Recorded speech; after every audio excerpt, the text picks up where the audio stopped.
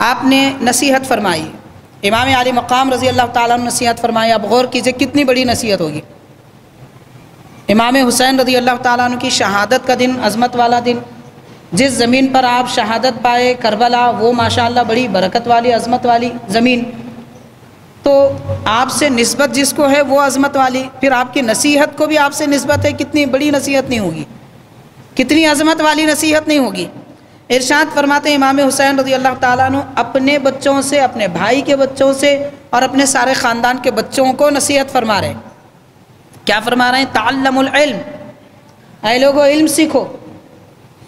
बच्चों से आप नसीहत फरमा रहे हैं, भतीजे वगैरह से, कि इल्म सीखो।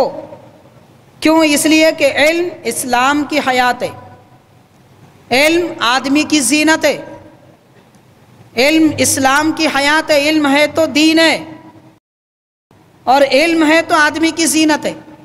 खूबसूरती, जमाल, जीनत, डेकोरेट किसी भी जगह की, किसी भी आदमी की ना लिबास से है, ना माल से है, और ना ही कोई क्रीम से, अगर है तो सिर्फ इल्म से।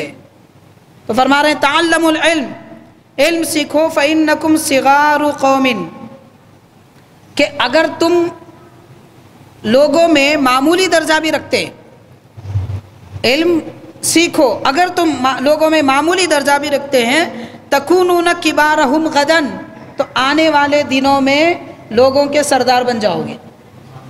इल्म सरदारी देता है।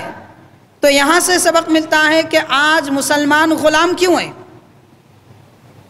सारी दुनिया में देखिए आप, मुसलमान ग़ुलाम है। ग़ुलाम मतलब कोई हमको ख़रीदा नहीं है, मगर ख़रीदे बग़ैर लोगों ने हमको ग़ुलाम बना लिया है। अगर हम ग़ुलाम नहीं होते तो हाज़रीन हमारा हेयर कटिंग हीरो जैसा नहीं होता। अगर हम ग़ुलाम नहीं होते तो हमारा हाफ आस्तीन का लिबास और skin tight T shirt, skin tight jeans, ये यहूदियों के जैसा नहीं होता। अगर हम ग़ुलाम नहीं होते तो हमारी दाढ़ी या तो पूरी साफ भी नहीं होती, या फिर फ्रेंच कट भी नहीं होती। अगर हम ग़ुलाम नहीं होते तो फिर हमारा लिबास ये टी शर्ट पैंट शर्ट नहीं होता, बल्कि अल्लाह के नबी की सुन्नत कमीज़ पायजामा होता। अगर हम ग़ुलाम नहीं होते तो हम डाइनिंग टेबल को पसंद नहीं करते। अगर हम ग़ुलाम नहीं होते तो शादियों की बड़ी शान और शौकत के साथ शादियां करना ये हमारा मिजाज नहीं होता। हम ग़ुलाम हैं इसीलिए गैरों के तरीक़े से शादी करते हैं। हम ग़ुलाम हैं यहूदियों के, इसीलिए हमारे सर पे बाल भी उनके जैसे, हमारे बदन लिबास भी उनके जैसा है। हम ग़ुलाम हैं, हमारा कल्चर यहूदियों और ईसाइयों के जैसा है। अगर हम ग़ुलाम होते अल्लाह के नबी के तो सादगी हमारी ज़िंदगी होती। अगर हम अल्लाह के नबी के ग़ुलाम होते वाक़ईतन तो मिजाज सादा हमारा हुआ करता, अखलाक अच्छे हमारे हुआ करते, हम ज़ेब ज़ीनत पर नहीं जाते बल्कि दिल संवारने की फ़िक्र करते।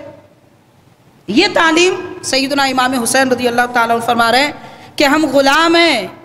तो हाज़रीन अगर सरदारी चाहते हैं तो इल्म सीखिए, इल्म दीन का भी सीखिए, इल्म दुनिया का भी सीखिए।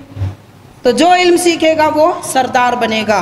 इमाम आली मकाम ने 1400 साल पहले नसीहत फरमाई है, और हमने उन नसीहतों को भुला दिया, इसलिए जहाँ भर में ग़ुलाम बने हुए हैं। और इसके बाद इरशाद फरमाया हज़रत इमाम हुसैन ने, फ़मन लम यहफ़ज़ मिनकुम फ़लयक्तुब, अगर तुम्हें याद नहीं रहता है तो लिख लिया करो, लिख लिया करो। आज हमारे पास मामलादारी होती है, ये इनको दे दिए उनको दे दिए। रिश्तेदारों में, दोस्तों अहबाब में आम तौर पर लिखने पढ़ने का मिजाज नहीं होता। देते हैं, दोस्त है, भरोसा है, भरोसा करिए जनाब, कोई परेशानी की बात नहीं है। लिख लेने में क्या परेशानी है? क्या लिखने से भरोसा टूट जाएगा? कुरान मजीद हुक्म देता है जब तुम आपस में मुआवला करो तो लिख लिया करो। इज़ा तदायनतुम बिदैनिन फक्तुबूहु, कुरान कहता है जब तुम आपस में कर्जा दो तो लिख लिया करो। लिखना इस्लाम हुक्म देता है हमको। लिखने की वजह से भरोसा नहीं टूटता। भरोसा अलग दुनिया है, लिखना अलग दुनिया है, दोनों को मिलाने की कोशिश मत कीजिए।